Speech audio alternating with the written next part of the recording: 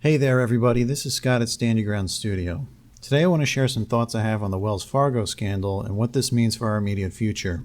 One of the main reasons I started this channel is to share the fact that the system is gradually exposing its own corruption, and this is meant to instill fear, anger, and rage in the masses as time goes on.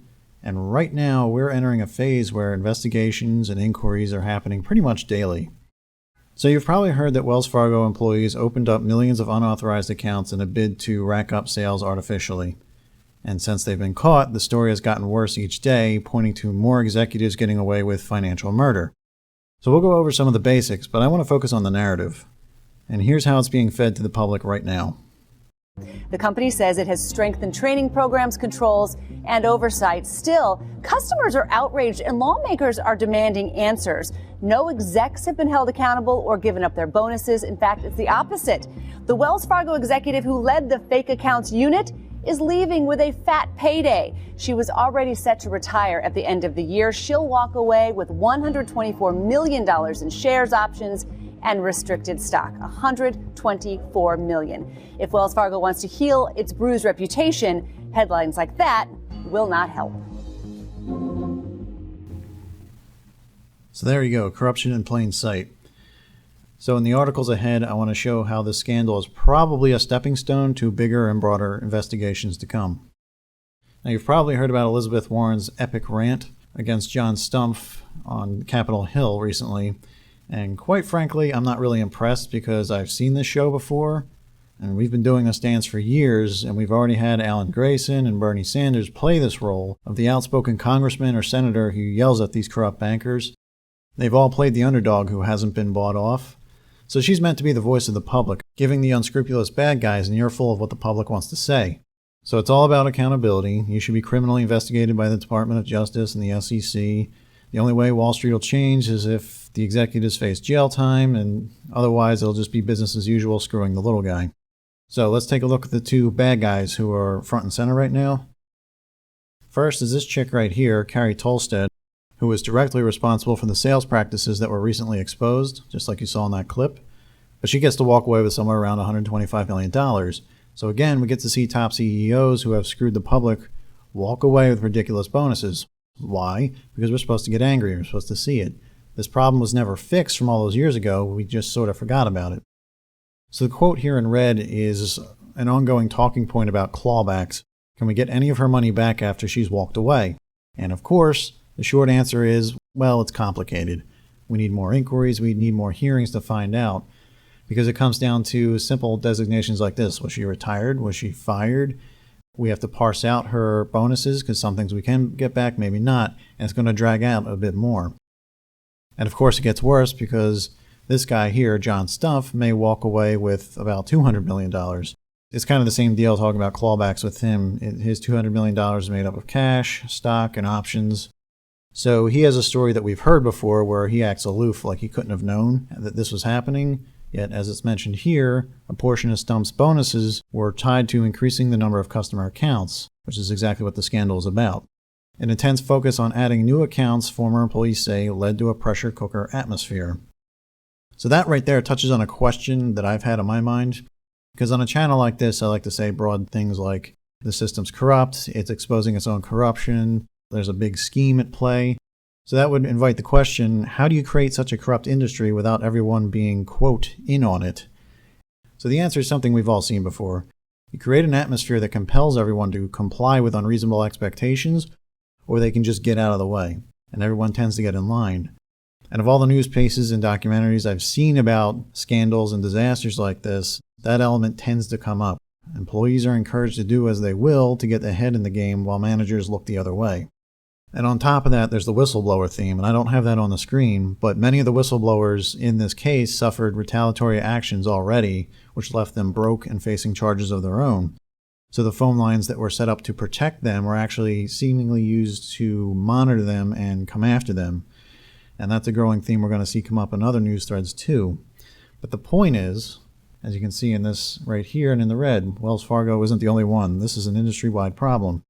I mean, it's only 2016, but I guess admitting this now is better than never.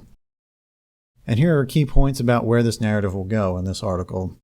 So you can read it right here. Somebody talking about it's mind-blowing that you would have that number of accounts that could get through without being audited.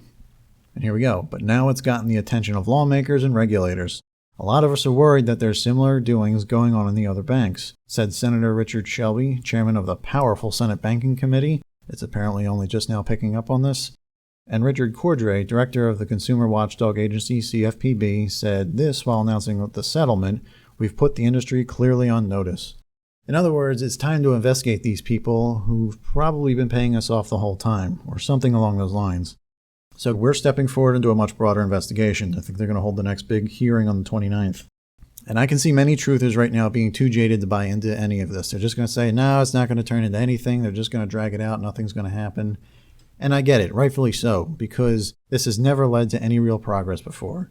But do keep in mind that almost everyone's being investigated right now. And it's not truth that's coming out. I'm not saying that. It's corruption that's going to be coming out in waves over the coming months. And that's going to keep getting people angrier. And it's going to help stir the revolution everyone's been programmed into accepting. And here's another article that gets into the motives and scheme of cross-selling, like you heard in that earlier article. So in short, a bank might only make $40-some off of a bank account that gets opened up, but they'll make a lot more money off of, say, a mortgage or another product that they sell.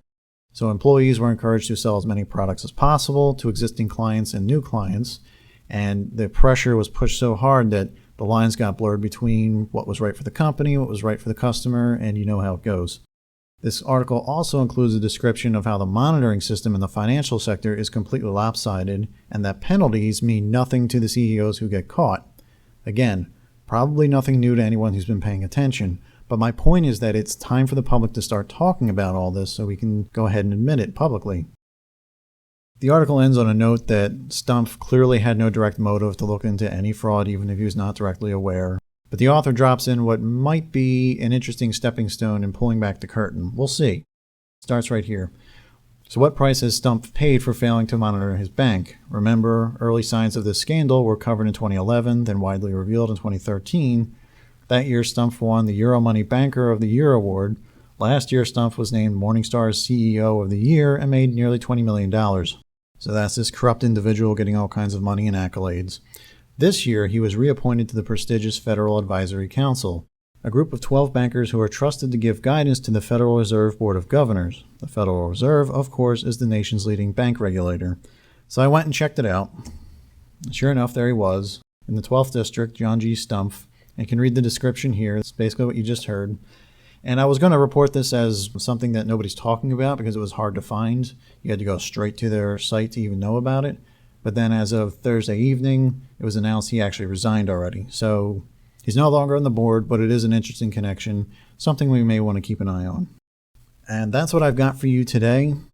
So feel free to check out 2 videos I did on this topic back in the spring. One is about predictive programming from a movie called Money Monster. That's right here. And reviews say it was an average film and it was kind of predictable, but the plot foreshadows what is happening right now. We're exposing corruption in the financial sector in a way that the whole world finds out. And you can see the log line right there. Not every conspiracy is a theory.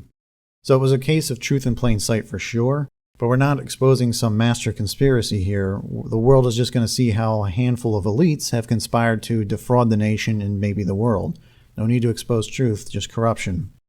And I also did a pretty thorough review of the Panama Papers, which, in a nutshell, has strong possibilities to link financial corruption to political corruption worldwide. It's worth a look.